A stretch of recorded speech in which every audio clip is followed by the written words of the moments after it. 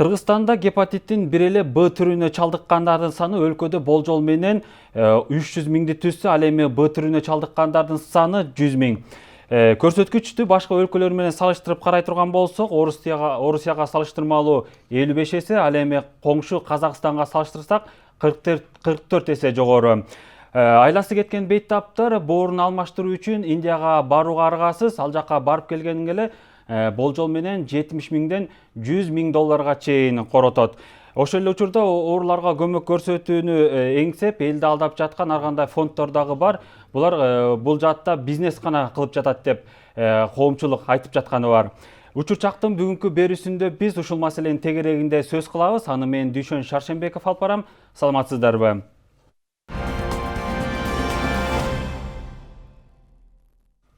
Берүүбүздү баштаардан мурун студиябызга келген коноктор менен тааныштырып өтөйүн. Саламаттыкты сактоо министрлигинин ооруларды алдын алуу жана көзөмөлдөө департаментинин башкы адиси Суранбаев Султан Турузбекович. Вирустук инфекцияларды көзөмөлдөө боюнча Республикалык илимий практикалык борбордун жетекчиси Нурматов Зурдин Шарипович, Бишкек шаарынын тургуну Нурказы Батырбеков. Урматтуу коноктор, биздин студиябызга кош келипсиздер. Убактыңыздарды бөлүп келип бергениңиздер үчүн терең ыраазычылык билдиребиз. Талкууну баштаардан мурун атайын ушул гепатитке байланышкан атайын материалыбыз бар эле, ошону көрүп алсак, андан кийин баштасак. 60-тын кырына келип калган Гүлүпа апа гепатиттен азабын тартууда. 1,5 жыл мурун илдетти жуктуруп алганын билип, ошондон бери сакаюун амалын издеп жүрөт. Боордо сирроз пайда болгондуктан алмаштырууга аргасыз болгон. Тууган урук коңшу коло. Өзү мугалим болгондуктан кесиптештери, окуткан окуучулары 40 миң доллар чогултуп беришкен. Үй бүлөсү 10 миң доллар насыя алып, топтолгон 50 миң долларга Индияга барып боорун алмаштырып келген. Сиңдиси донор болгон. 3 операциядан өткөн бейта учурда дарылануусуна ай сайын жок эле дегенде 100 миң сом коротуп жатат. 40 жыл мектепте иштесем, иштеп жүрүп эле ооруп эле мен өлүп калышым керек эмес да. Мен ушу Кыргызстан элим үчүн, жерим үчүн кызмат кылдым. Анан ушу өкмөттөн эч жардам жок. Мына келгенден бери биз кутулдук. Мына бул оорудан кутулдук деп келдик. Бирок мен кутулган жокмун. Ошол жерден 3 операция болуп келдим. 50 жаштагы Айгүл айымдагы гепатиттин Б-Д түрүнө 2005 жылы чалдыккан. Ал илдетти Жалал Абад облустук ооруканасынан канын алмаштырып жатканда жуктуруп алган. Ошондон бери кымбат дарыларды алып келүүдө. Бейтап ар 15 күн сайын анализ тапшырып дарыланып турат. Бир жолкусуна эле 40 миң сомдой коротот. Анализди кошкондо айына 80 миңге чыгат. Канды текшерүү кошулганда 100 миңге чейин жетет. Жолдошу каза болгон, жалгыз бой 5 баласын чоңойтуп келет. Оорунун айынан учурда борбордо Батирде жашоого аргасыз. Биздин эртеңки күнү менин деле 5 балам бар. Шу карапайым элдин арасынан биздин ар бир келип аткан анализдерибиз 7,5 миңге. Өкмөттөн болгону 5% скидкабыз бар. Андан башкасын баарын биз сатып алабыз. Илдет менен күрөшкөндөн көрө анын алдын алуу алда канча натыйжалуу. Коомчулукту жапырт эмдөөдөн өткөрүүнү дарыгерлер деле колдогону менен министрликтин деңгээлинде гана калып жатат. Бул маселе мамлекеттик деңгээлде каралууга тийиш. Эми бул гепатит Б'дан дагы арылсак болот, эгерде массовый түрдө гепатит Б'га каршы вакцинация эмдөө жүргүзүлсө. Тилекке каршы вакцинация чоңдорго бизде жасалбайт, биздин Кыргызстанда. Анын бирден бир себеби ушу каражатка келип, каражаттын жоктугунан болбосо бизге өкмөтүбүз аябай бай болсо, мына бай өлкөлөрдүн баары эле жасап атат. Белгилей кетсек, аталган илдеттин Б түрү менен ооругандардын саны 300 миң. С түрүнө чалдыккандардын так көрсөткүчү 100 миң болсо, эл аралык уюмдардын маалыматында 200 миңге чейин жетет. Ал эми акылат жандардын ичинен мындай дартты алып жүргөндөрдүн саны 3 миңден ашат. Ал эми саламаттыкты сактоо министрлиги эмдөө жүргүзүүгө 5 миллиард сом керектелерин эсептеп чыккан. Зурдин Шарипович, алгач сөздү талкууну ушу сизден баштасак да, мына жогорудагы материалда көргөндөй, азыр гепатитке чалдыккан бейтаптардын саны боюнча талаштуу маселе болуп атат да. Сиздин иликтөөңүздөгү айрым сандарында болуп атса, министрлик башка сандарды көрсөтүп атат да. Негизи эле бүгүнкү күндөгү гепатит оорусунун учурдагы абалы бизде эмнелер чочулатып жатат? Бул жерде бир нерсени туура түшүнүш керек да. Саламаттык сактоо министрлигинде департамент көзөмөлдөө боюнча департаменти бар. Аларда келип түшкөн маалымат бул жаңы чыккан ооруларды бардык больницага келет же болбосо поликлиникага келет, ошолордон буларга экстренный берет, анан ошо экстренный бергенден ошондогу көрсөтүлгөн көрсөткүчү да. Ал эми андан сырткары больницанын өзүндө да жылдын акырында канча оору келип түштү, канчасы кандай жашта дегендей кылдырып туруп, канча койка күн жатты, ошолордун бардыгы алар көрсөтүлүп калат. Ошонун ичинде айырма болуп калат да. Айырмасы эмнеге келип чыгып калат? Айырмасы кээ бирлериникиге баягыдай маалыматты санепид көзөмөлгө бербей койсо, ошол жерде баягылардын ичидеги айырма келип чыгып калат. Санепид көзөмөлдөгү азыраак болуп калат дагы, тигилердеги көбүрөөк болуп калат. Ошо бербей койгондугунун эсебинен. Андан кийин негизинен эле бул жерде айтып кетип атпайбы, жанакыдай 300 миң деп турупчу. Булардыкы да бүт бардык эл аралык, мисалы үчүн бүткүл дүйнөлүк саламаттык сактоо уюму көбүнчө колдонгондо булар баягы жалпы таркалуусуну жөнүндө сөз кылышат да. Мисалы үчүн департаменттер болсо булар жаңы чыккан сөз кылышат. Ошону көрсөтүшөт өздөрүнүн отчетунда. Себеби булардыкы бир айда бир жолу эле жыйынтыгы чыгып турат да. Ушул айда канча келип түштү, ошонун боюнча. Анан ошонун жыйынтыгы боюнча эле барып туруп баягыдай эпидемиологиялык иликтөөлөрдү жүргүзүп, каяктан жукту, эмне болду, кандай мындан ары таркалбашы үчүн ошол иштерди алып барат. Бүткүл дүйнөлүк саламаттык сактоо уюму дагы болсо, ал жалпы элдиги ичинде канча таркагандыгын көрсөтөт. Бул боюнча жанакы сен айткан цифраларды дайым эле мурдагы өздөрүнүн берген ар кандай маалыматтарында деле ошондой эле таркатууларды көрсөтүп келет. Бирок алардыкы көпчүлүк учурда моундай санын айтпайт. Мисалы үчүн эместе Кыргызстанда 5% вирустук гепатит Б'нын таркалуусу 5%ды түзөт. Гепатит С-ныкы 2-3%ды түзөт деп туруп эле ошентип айтып кетет. Анан биз кече айтып атканыбыздагы ушу санга которуп туруп айтып койгонубуз элди бир аз чочутуп, анан эл эле эмес, баягы саламаттык сактоо министрлигинде же болбосо бүт эле медиктерди дагы бир аз чочуткандай болуп калат. Муну туура эле түшүнүш керек. Эч кандай бул жерде эч ким туура эмес цифраны берип жаткан жок. Департамент өзү туурасыныкын берип атат. Больницалар өзүнүкүн берип атат. Ал эми поликлиникалар алардыкы өзүнчө форма 12 деп коет. Алар өзүнчө берип атат. Ошонун аркасында баягы туура эмес түшүнүктөр болуп калып атат да. 55% Орусияга салыштырып карап атканда Казакстанга карата 44% эсе жогору деп атат да. Ал жогору көрсөткүч эмеспи? Ал деген ооба жогорку көрсөткүч. Ал деген өтө жогорку көрсөткүч.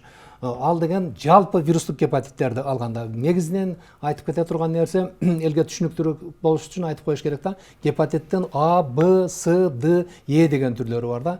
Асы менен Эси бул баягыдай бытовой суудан, колду жуубай болгондо, тамак болгондо, контакт болгондо, тамак жегенде ошондо жугат. Ал эми гепатит Б, С, Д'лар булар кан аркылуу жугат да, ошолор аркылуу. Ушуну айтып кетиш керек. Анан жалпы көрсөткүчү алганыбызда негизинен ушул оорулардын ичинен эң көбү бул гепатит А болуп эсептелинет да. 80%дан көпчүлүгү гепатит А болуп эсептелинет. Официалдуу статистикада болсо, мисалы үчүн департаменттикинде болсо 95 деп туруп, андан жогорунда көрсөтөт. Эмне үчүн андай көрсөтөт? Себеби бүт региондордо аны так далилдеп чыгара турган лабораториялык мүмкүнчүлүгү жок.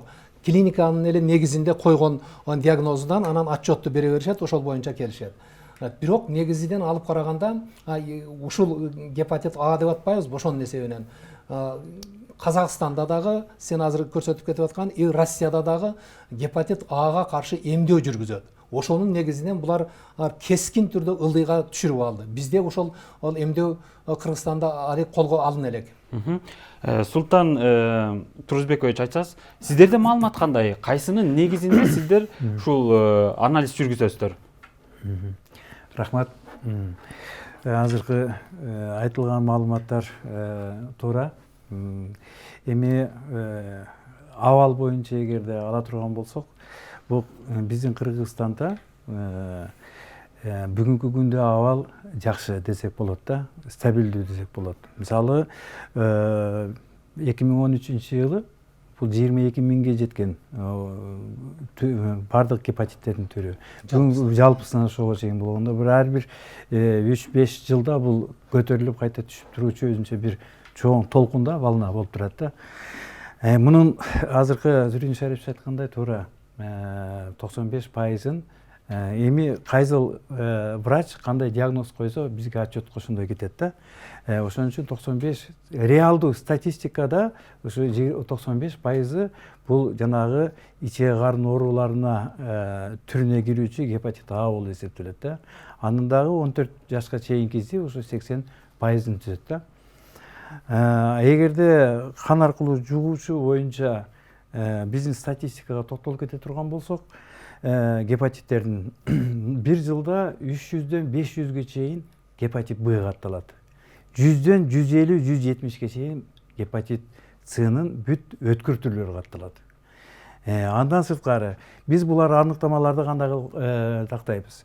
Бизде профилактикалык, то есть алдын алуу изилдөөлөр боюнча маалымат боюнча жана диагностикалык маалыматтар болуп экиге бөлүнөт да булар. Мисалы алдын алуу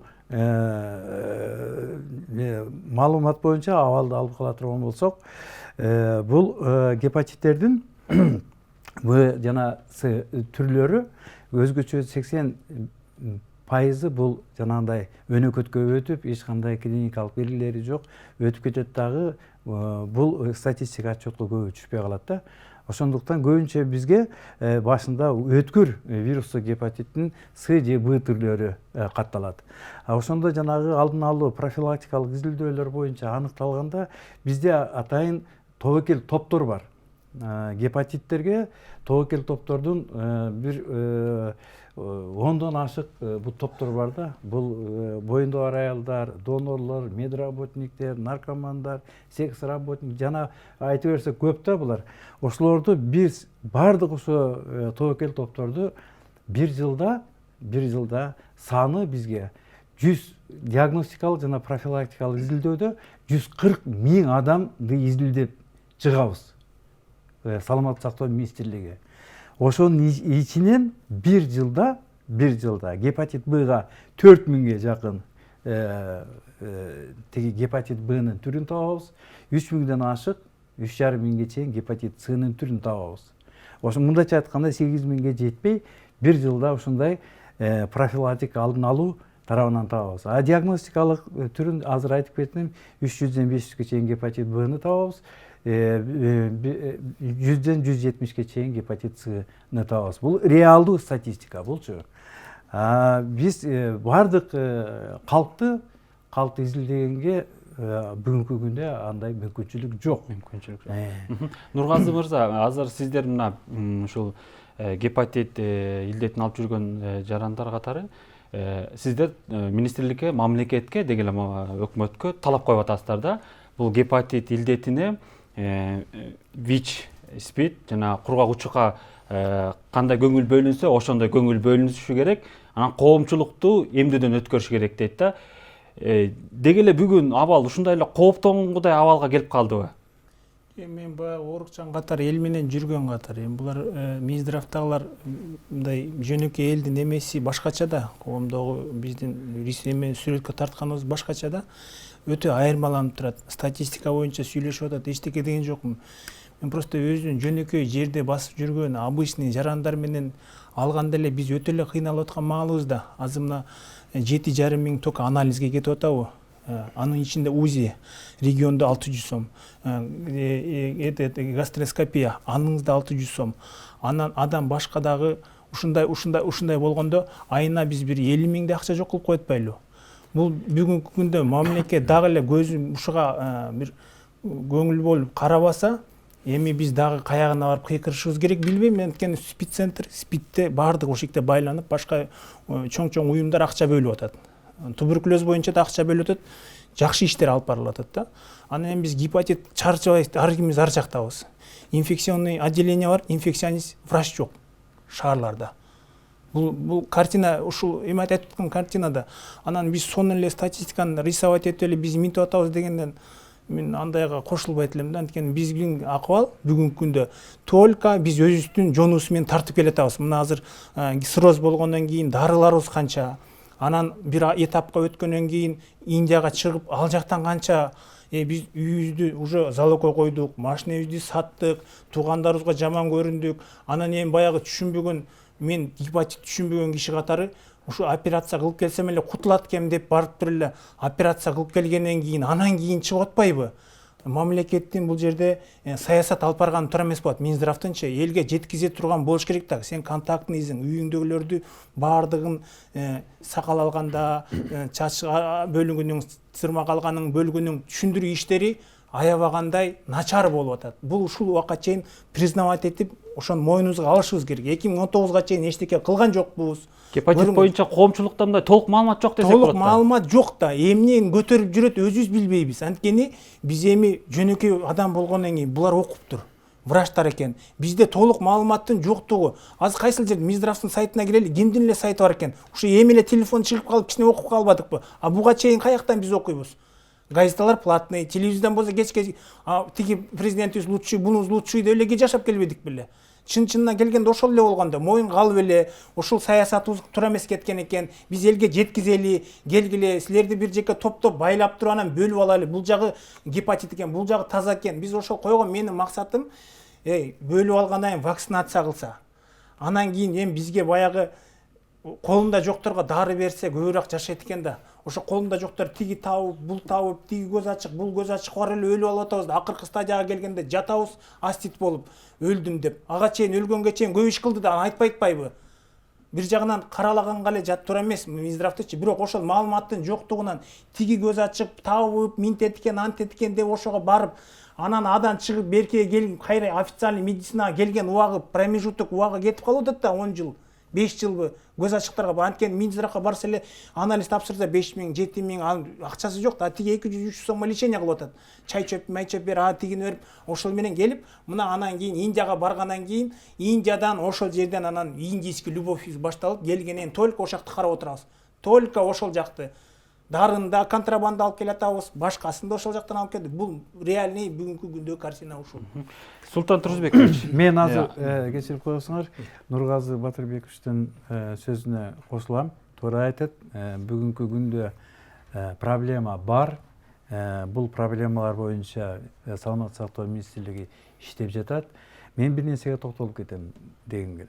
Бул ушул гемоконтактный деп коебуз, или парентеральный оорулар деп коебуз, гепатиттин вирустун түрлөрүнүн жугуу жолдоручу. Биз кан менен жугуу жолдорун дагы такташтырып алсак жакшы болот да. Неге дегенде бардыгыбыз эле ушу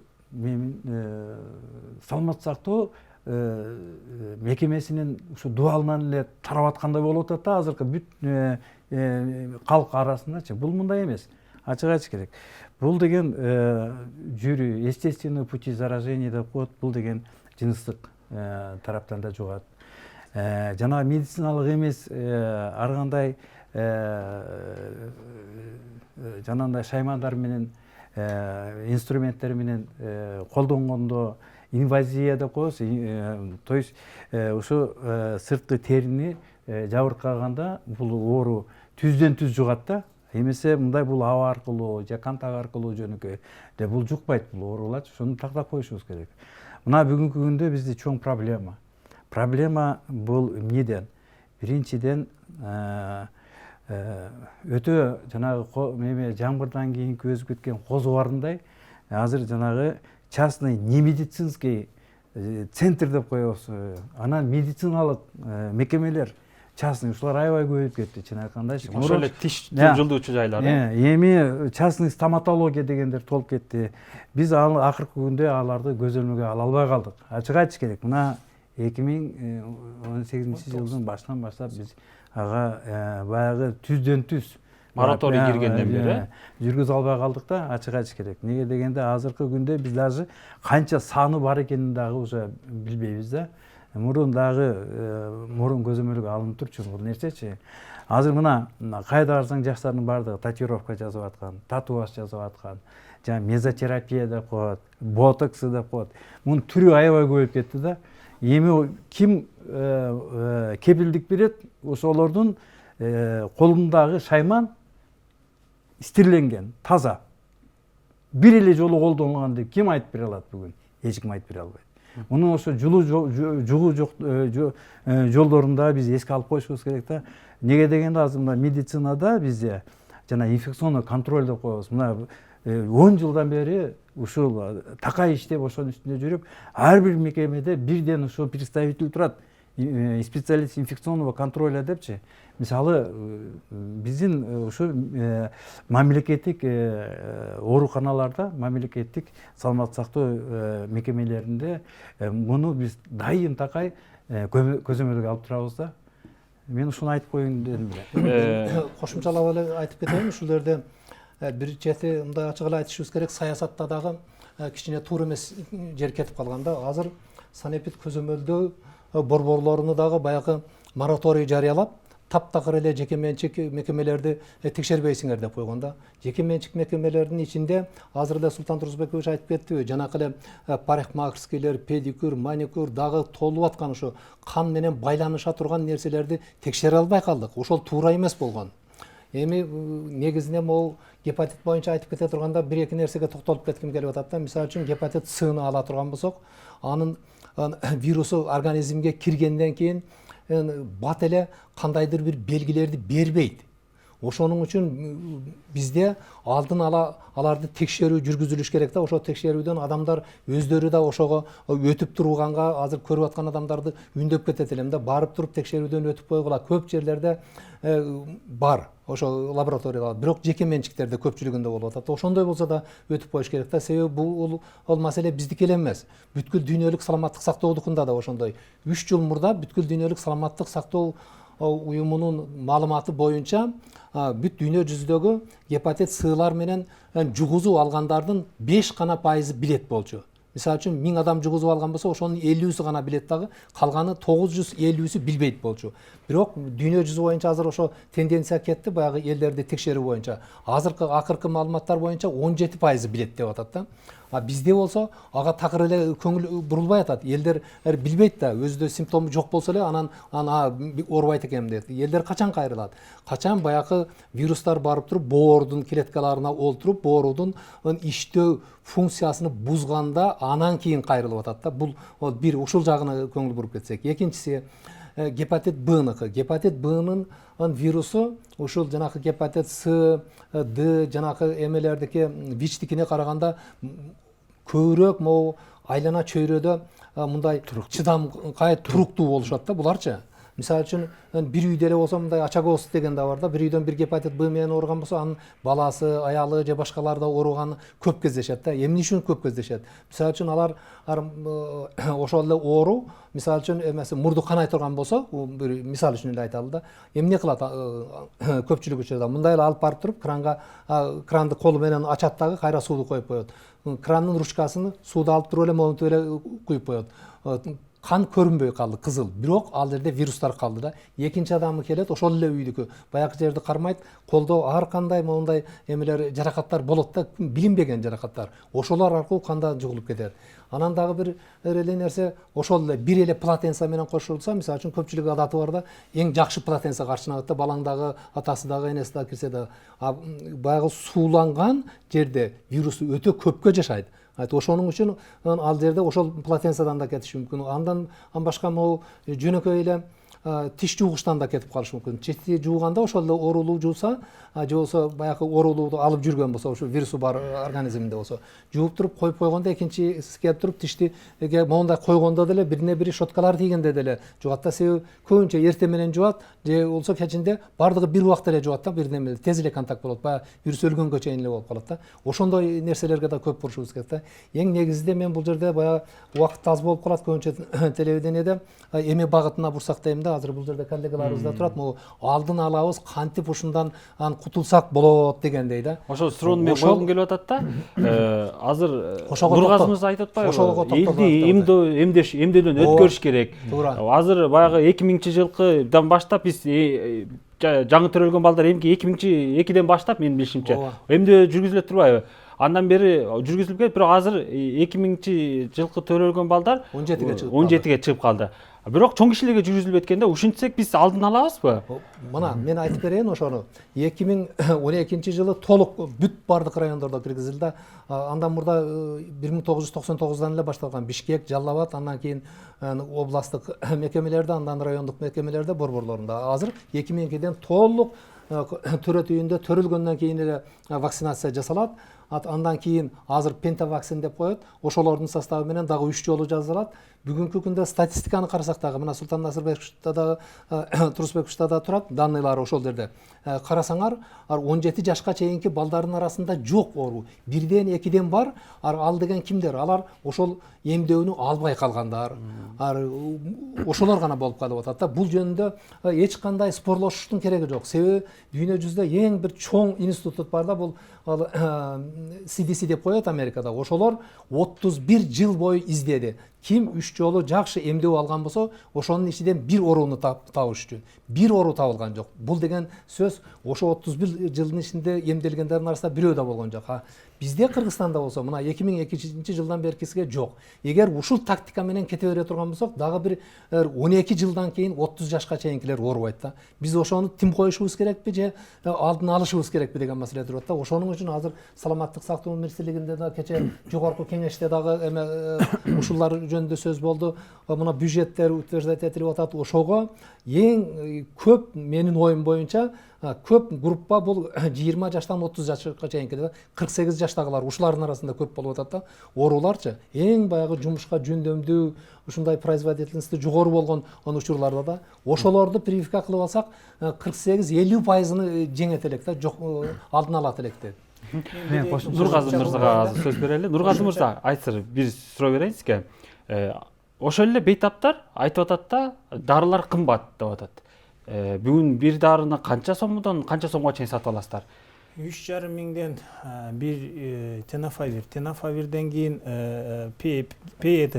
Канча дары колдоносуздар негиздер? Эми ар ким өзүнө индивидуалына карайт да. Бирөөнүн өтү иштебей калат, бирөөнүн боору, бирөөнүн көк боору, анан сопутствующий дагы башка сопутствующийлер да ооргана сопутствующий чыгып баштайт да.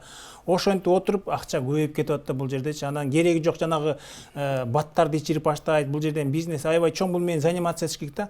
Гептрал, септрал дегендерди ичирип уже биз алыстан чыгып кетебиз да, биз протоколдон чыгып кетип атабыз. Мен шаар боюнча айланып, область боюнча айланып келгенде протоколдо бир дары жазылса, ал протоколду сактабай, биз ал протоколдон чыгып алганбыз да. Протокол биякта, биз лечениябыз биякта. Сен буну ичип көр, сен айыкпасаң мага келесиң, буну ичесиң деген понятие менен да.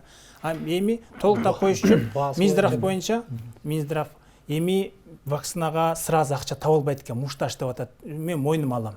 Бирок биз ошол мораторияны алганга акча кереги жок. Мораторияны алып, бул жарды иштетип коелу да. Алдын алуу, бул деле алдын алуу да. Алдына колун бутун байлап туруп таштап берип койгонбуз да буларды, жегиле, не кыласыңар деп. Бул эмне алдын алуу эмеспи? Анан жанагы стоматологияны как мындай пирожки кылган токтотсок. Азыр биз ак халат кийгенден кийин жөнөкөй адам бул Минздравдын адамы деп түшүнөт. Анткени булар окутту, ошеке алып барып лицензия берди. Минздравдын эмеси болуп атат, карамагына кирип атат да.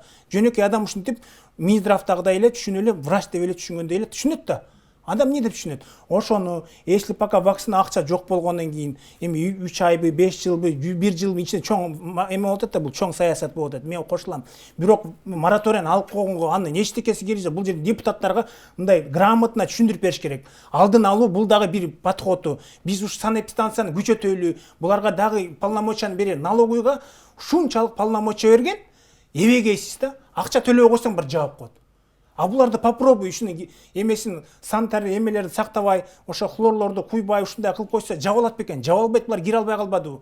Кайра буну иштетиштин ордуна Минздрав бири-бири менен күнөөлүү издеп жүрөт. Кайра сен ошол эмеге өкмөткө деле келип, өкмөттүн мүчөсүсүң да. Кайра ошол депутаттарга барып, ошол моратория туура эмес кылып алыппыз. Алайлы, общепиттен алайлы, ошол частный медицина клиникалардан алайлы десе, кимге кайсы сом акча керек? Биткеле акча кетет го булар иштеткенге. Буларды колу бутун байланууда. Эмне деп иштейт? Алдын алуу. Бүгүн саламаттыкты сактоо министрлигинде ошол коомчулукту жалпы түрдө эмдөөгө каражат барбы? Эми буга мамлекет тараптан бюджеттен каражат бөлүнбөсө, министрликке бөлүнгөн каражат деле жетишпейт болуш керек менин билишимче.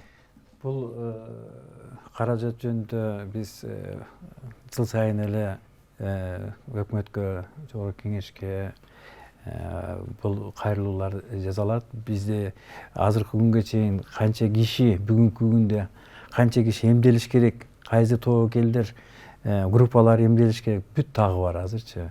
Мына мисалы общий тобокел группасын алып көрө турган болсок, бүгүнкү күндө 200 миңге жакын, тагын айтсак 191 миң адамга эмдөө жүргүзүш керек азыркы күндөчү.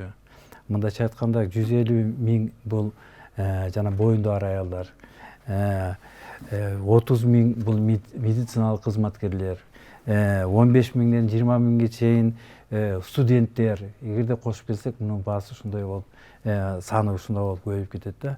Дагы азыр мен кичине кошулуп кетишим керек. Зүрүншарипович аябай жакшы маалыматты айтты, алдын алуу боюнчачы. Мына жаш балдар жөнүндө айтып кетти. Мен 2009-жылы бүт жанагы кан менен профессиясы контакты болгон медициналык кызматкерлерди биз эмдегенбиз да.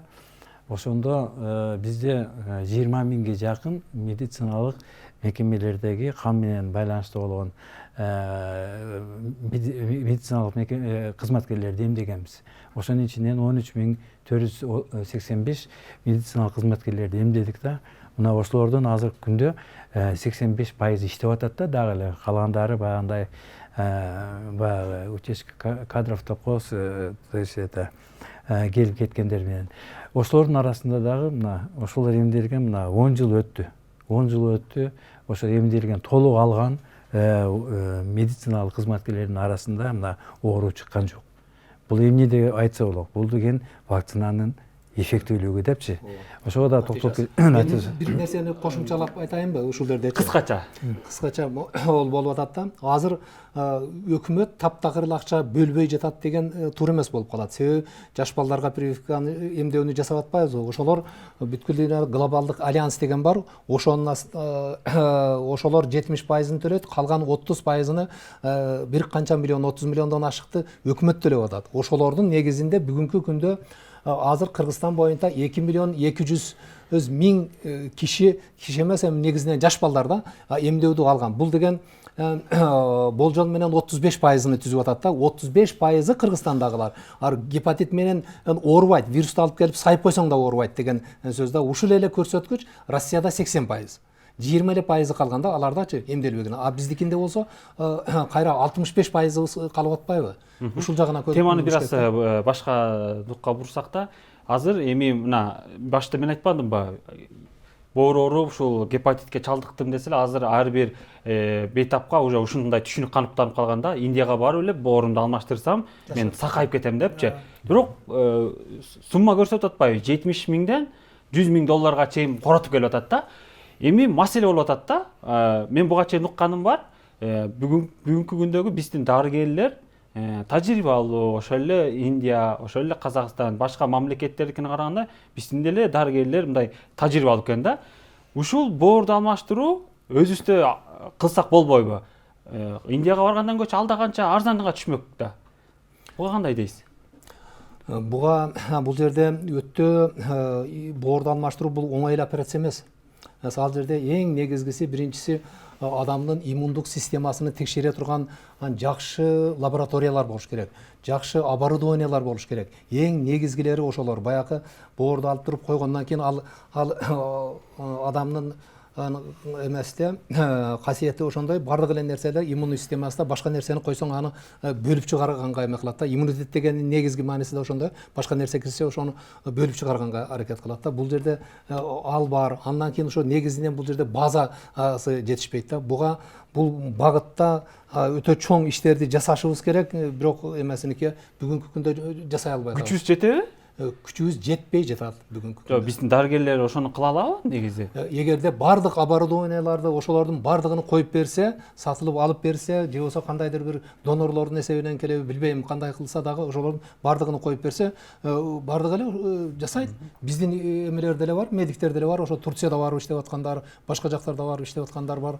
Аны жасаса болот. Нуркасым мырза, сизге ушул жерден бир суроо бергим келип атат да. Азыр көбүнчө ушул бейтаптар менен сүйлөшсөң эле, ар кандай фондко көрүп эле жүрбөйсүз, массалык маалымат каражаттарында кайрымдуулук кылгыла, баланча акча чогултуп атат деп концерт уюштуруп. Бирок көбүнчөсү алданып калып атканын айтып атат да. Бул канчалык негиздүү? Биринчи эле алданганда эми азыр жөнөкөй жаранды алып барып операция кылдырып коюп атат да. Анан арканкы кийинки операция болуп келди, жарым жылга дары алып берип атат, мамлекет бир эле панграф берет. Панграфтан башка толтура дары ичет да. Анан эми кыйкырып чыккан тоогуң жок болгондон, үйрүп чыккан итиң жок болгондон кийин, операциядан кийин да өмүр бою иммуносупрессорлорду ичип жашашың керек да.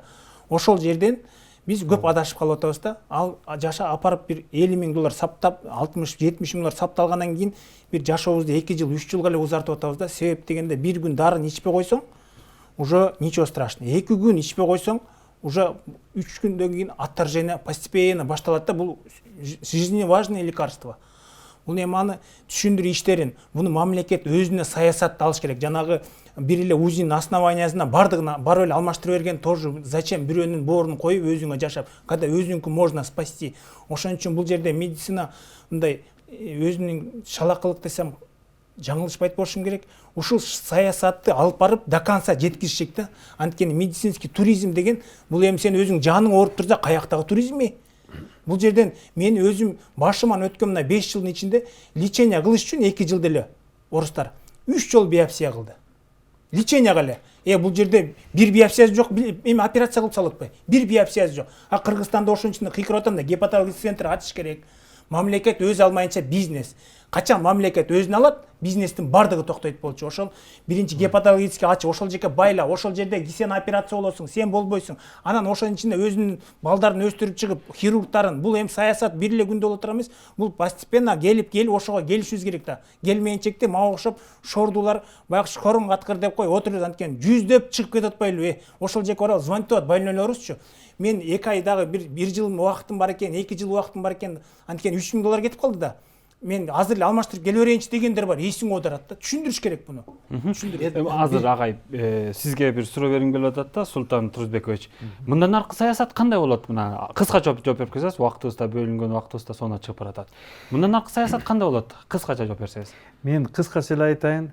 Мына азыр айтпадык 95% гепатит азы түзөт деп атпайбызбы? 5% калгандары. Азыркы убакта биринчи иретте эле бөгөт коюу. Кантип коебуз бөгөттү? Вакцина алуу, вакцина саю. Башка эң эле эффектүүлүк ыкма ушул болуп эсептелет да. Мен да ошону баса көрсөтүп кетким келип атат да.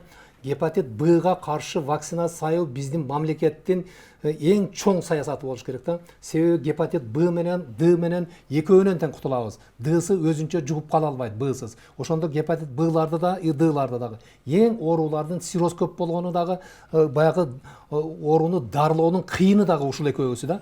Сынын дарылары азыр эффективдүү дарылары бар азыркы күндө. Ошондой эле гепатит Анын дагы вакцинациясына тезирээк мамлекетте киргизишибиз керек.